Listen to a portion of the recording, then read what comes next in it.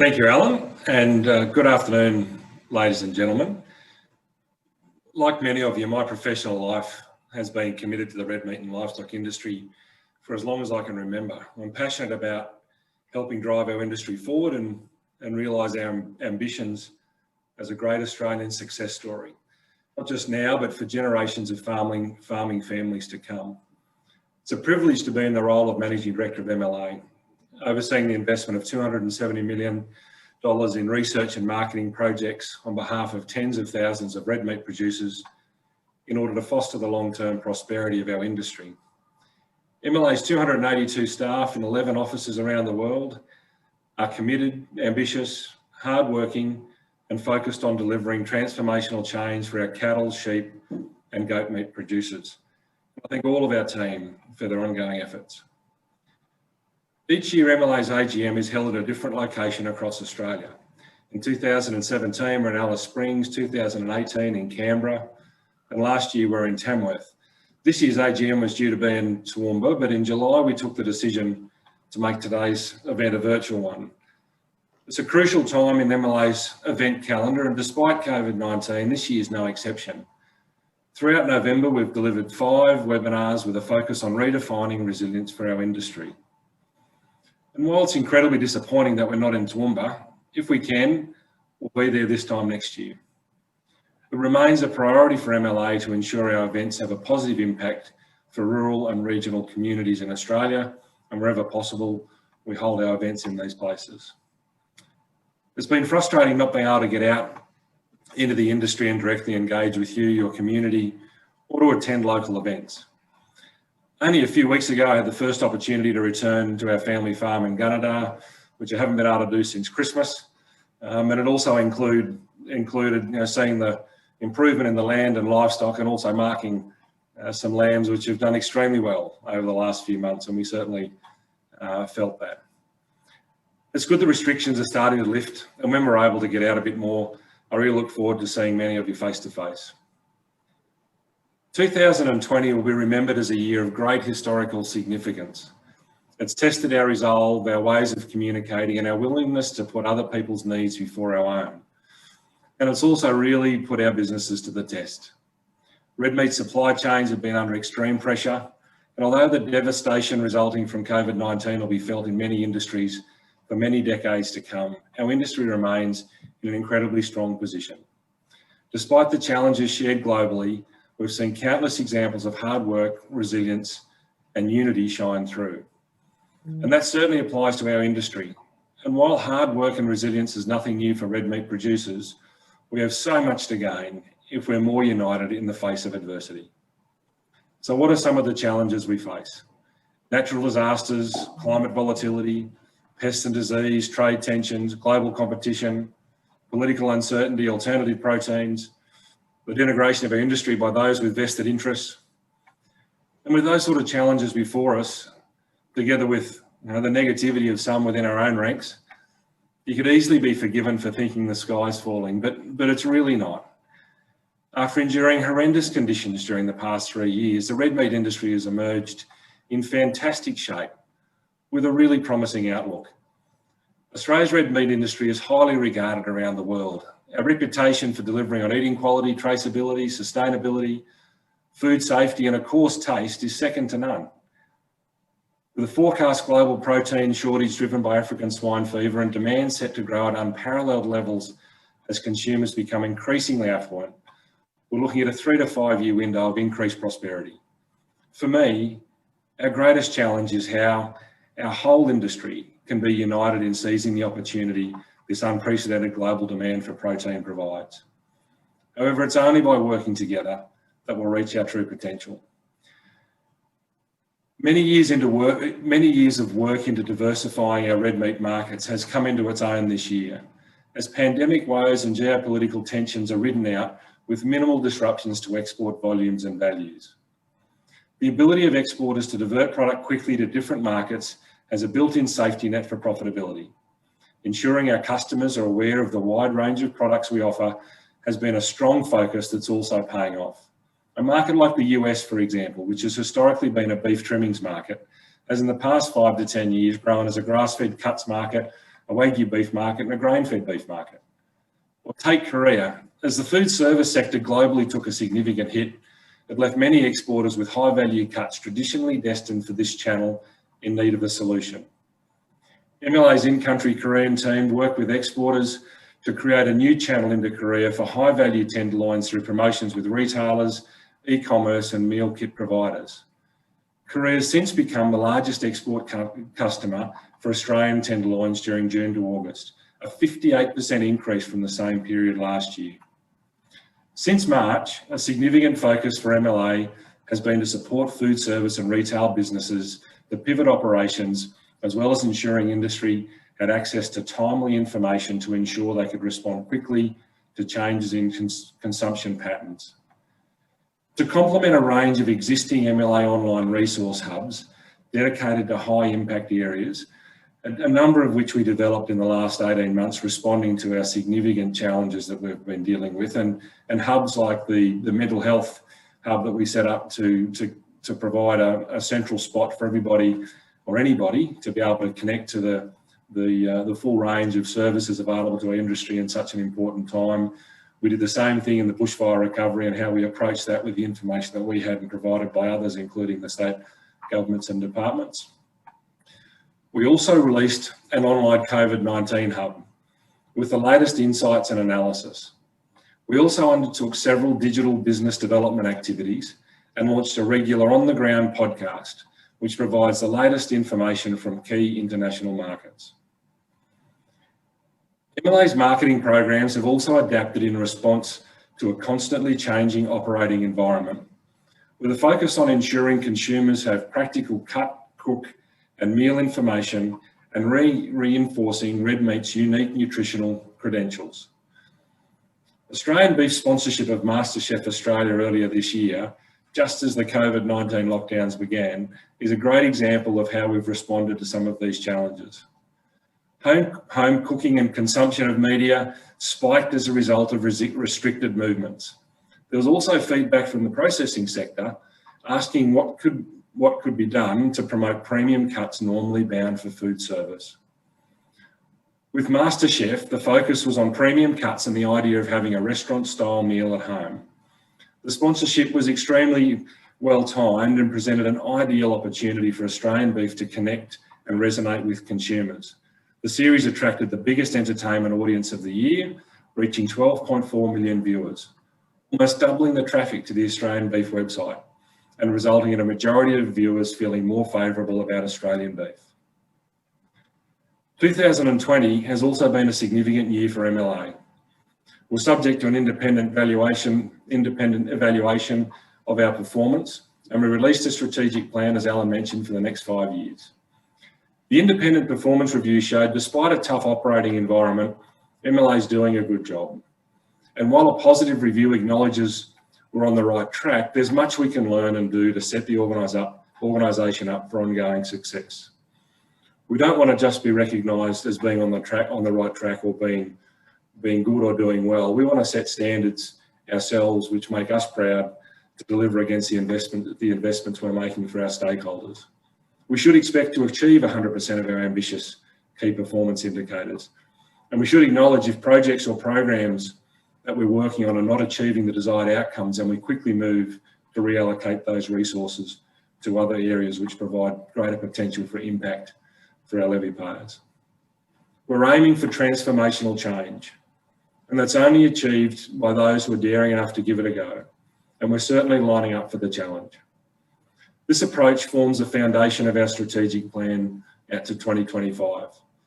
As Alan mentioned, it aligns with the Red Meat 2030 plan, which was launched last year. Both plans absolutely share the goal of doubling the value of red meat sales by 2030. MLA's investments will continue to contribute to a socially, environmentally and economically sustainable Australian red meat industry. We'll increasingly focus on fewer, bigger and bolder programs of work that help equip producers to be more productive while adapting to climate variability, delivering world-leading animal health and welfare outcomes and adopting carbon neutral pathways. Our strategy sees a significant increase in the funds allocated to adoption and extension activities. Going forward, all MLA research programs will have a clear adoption and extension pathway from the start, so that red meat producers can successfully implement practical R&D solutions for their farm businesses. The fundamentals of these efforts are about embedding producers into research projects and adoption pathways simultaneously, through producer-led initiatives customised to meet a special need of a regional business type.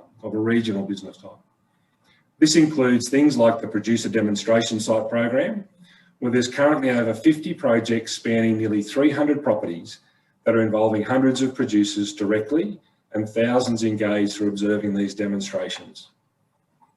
Profitable Grazing Systems is another program, which is an umbrella for delivering customised long-term training packages supported by a network of regionally based coaches, where over 500 producers are currently committed to one of 33 groups, each utilising some of the 25 training packages available. In a more targeted approach, it also includes programs such as Back to Business, which we launched to help producers in bushfire-affected regions through one-on-one coaching, which has seen over 120 producers work with 50 specialist consultants to aid their recovery. MLA's strategic plan also highlights the importance of strengthening existing systems in support of biosecurity, food safety and traceability. It focuses on the activities that accelerate data capture and knowledge transfer across the supply chain to support informed decision-making. MLA's Integrity Systems Company is the custodian of a large amount of data, which is crucial to guaranteeing the reputation of Australia's red meat industry. Understanding how we more effectively capture and use this data is a crucial component to ensuring we remain world leaders in this space. If some of you see these systems as unnecessary burden, then you are actually missing the point as to why they're so important. Increasingly, we see consumers seeking products that they can trust, and our integrity systems in Australia mean producers can have the confidence and evidence to stand by what they sell. Earlier today, we released a brief update on some of the important projects that have been announced during previous AGMs, which you can find on our website, and we think it's important to keep you updated about these commitments which we've made over the last few years. And it includes the investment in the DEXA programs, in Carbon Neutral 2030 or the CN30 program, and Australian beef sponsorship of our Olympics and Paralympic teams. But specifically relating to last year, in response to the disastrous widespread environmental conditions our industry was experiencing, I announced the Accelerated Adoption Initiative, which enables levy payers to access a wide range of MLA's products and services at no cost until 30 June next year. And while access to some of those services has been limited due to our inability to move around, since that announcement, MLA's invested $7.4 million into the initiative, which has seen a strong producer engagement and significant spike in the adoption of particularly LPA products. And it's also supported the smooth transition of the industry to a new version of the NVD, which will be mandatory for everyone from the 1st of January 2021. We have a significant number of research and marketing projects underway, and I want to take the opportunity to highlight some of them with you now. Firstly, on how we're driving demand for red meat in Australia. Production started on our latest summer lamb campaign that will launch in early January, well ahead of the Australia Day long weekend. As ever, this campaign will be topical, it will be tongue of cheek, absolutely hero lamb as the meat of choice to unite us, and it might just include Sam Kekovich driving a tank. Our Beef the Greatest summer campaign's in full swing, having started earlier this month, and we'll be shortly launching a 3-part video series featuring the Beef Barbecue Squad, providing tips, tricks and inspiration to help Australians take their barbecue pride to the next level this summer.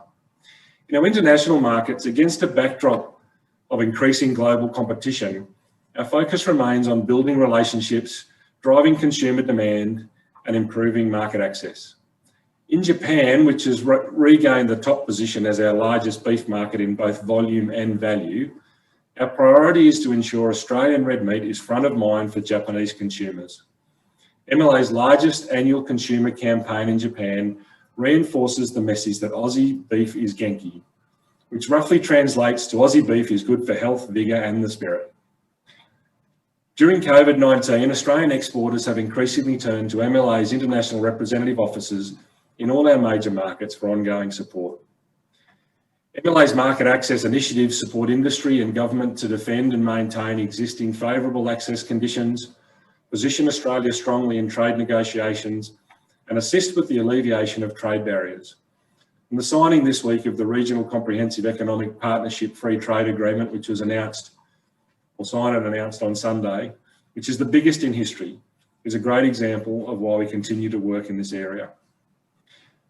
In livestock export, MLA continues to invest in the livestock export program, which funds research and development to improve animal health, welfare and productivity throughout the livestock export supply chain. If counted as a single market, live export would be our fourth largest export market. It's worth about $1.8 billion a year and represents 10% of the Australian livestock industry's export sales, Australian red meat industry's export sales. The live export trade is incredibly valuable for our industry and has played a vital role in opening markets that have grown to become significant for Australian box beef, such as Korea. When we look at research, development and adoption, we've recently launched the Northern Breeding Business, or NB2 program. This aims to deliver an additional $20 million per year in net benefits by 2027 to northern beef enterprises by improving reproductive rates, decreasing calf mortality and increasing turn-off weight, and improving genetic potential in northern herds. And the Sheep Reproduction Strategic Partnership is a long-term program of work aimed at improving sheep reproductive performance and ewe and lamb survival through optimising management of pregnant ewes, increasing weaning rates, and decreasing lamb and ewe mortality. In response to stakeholder feedback about challenges in accessing MLA's R&D reports, we've launched several new initiatives to improve accessibility of MLA's R&D, including an all-new R&D section of the MLA's website and a new monthly R&D Roundup e-newsletter, which features short and sharp summaries of MLA's recently published R&D reports and already has well over 1,200 subscribers. Key programs such as Meat Standards Australia continue to go from strength to strength. Last year, delivering an additional $172 million to the farm gate in addition to the $198 million of farm gate benefit provided the year before, while ensuring this high level of consumer confidence in eating quality. We achieved the highest ever national average MSA index and a record 3.8 million cattle were MSA graded last year, which was nearly half of the cattle processed. 2,000 beef and sheep producers received face-to-face MSA training, and 2,300 producers undertook training via the MSA e-learning portal. This commitment to education is reflected in record-breaking national average compliance to MSA minimum requirements for beef at over 94%. Yet, there are some who continue to choose to be critical of the program. But if there was ever a program that shows the benefits of being ambitious and striving to create and capture value through a unified supply chain, then MSA really is it. When we look at our community engagement, as a sophisticated and forward-thinking industry, we're more than ever attuned to the needs of consumers, and sharing our story has never been more important. I want to reassure you that MLA will continue to protect and promote your credentials as red meat producers and proud custodians of our land and livestock. But we'll do so with maturity and perspective, backed up by facts and insight. Unfortunately, we as an industry tend to be our own harshest and often loudest critics. And while self-reflection and tough conversations can be useful when we're confronting challenges, there's much we can and should be proud of. Negative and self-serving attempts to grab headlines or social media exposure don't contribute to a united industry that's working towards intergenerational sustainability. And instead, they reinforce some of the negative perceptions that may exist. Initiatives like Carbon Neutral 2030 are critical pieces of work for our industry. They offer the opportunity to show our consumers our very best in land management innovation while continuing to supply a quality product they have come to love. And this also applies to initiatives like our sustainability frameworks, which provide the evidence we need to fight back against those who seek to demonise what we do. Rather than seeing these initiatives as scorecards of negativity, it should be viewed for what it is. And that's our industry being transparent and proud of our ongoing achievements in caring for our land, animals and product, with the evidence to back those things up. With that evidence, we can call out those with an anti-red meat agenda to acknowledge that we've already lowered emissions by 57%. While we're committed to increasing productivity and profitability, we also have a firm commitment to leaving the environment in better shape than we found it.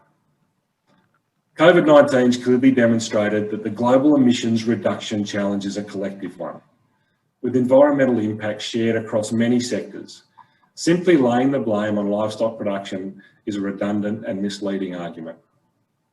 It's also time to call out those with an anti-red meat agenda and to acknowledge the nutritional credentials of red meat and its role in ensuring families across the globe can eat healthy and balanced diets. Most experts predict that plant-based, cell-based and animal proteins will all have a place in the market as they do now. The reality is plant-based proteins are not new. The trend to replicate the sensory experience of natural and farm-grown meat has existed for several decades.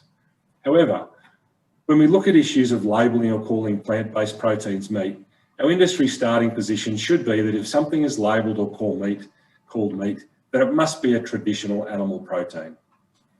It's rightly a very emotive issue for many, and this is unfortunately only fuelled by those who denigrate our product while seeking to use its name. For me, this is about fairness and honesty in the way products are promoted and described. Ultimately, the message should be simple. If you want to be like us and are truly committed to responding to global protein demand while leaving the environment in better shape than we found it, then great. Let's work together to make that happen. However, if you're just pushing a personal crusade by selectively using information to damage the reputation of red meat to make your product seem better, then we don't want anything to do with you. And we certainly don't want our consumers to mistake you for us or your product for ours. As an industry, we're not afraid of scrutiny or competition. We acknowledge our responsibility as custodians of the environment and are proactive in making improvements. All of these discussions need to be based on facts, not misinformation, and they absolutely need to acknowledge the outstanding product we produce and its importance in our diets, our livelihoods, our economy, and our lifestyle. The future for our industry is an incredibly positive one. I can't stress this enough. Australian red meat is great and growing. Demand across the globe is fantastic. At home, our beef is regularly consumed in 95% of households, our lamb in 76%, from a special occasion to a midweek bolognese. We're very proud that eating red meat is a staple in our society. Our consumers want natural and nutritious food and care more than ever about how it's produced. Our reputation in this regard is unrivaled, and we should be confident in sharing our collective story. The red meat industry is uniquely resilient. No matter what challenges come our way, if we're resilient together and understand the collective benefits of a unified supply chain, then our path to prosperity knows no bounds. We must be bold and ambitious in our goals. We must invest in impactful programs and products that create value. We must continue to strengthen our diversified markets. We must set the standard for others to follow. We must put aside our vested interests and contribute to the common good. And we must have a fierce belief in who we are, what we do, and what we can achieve together. Thank you.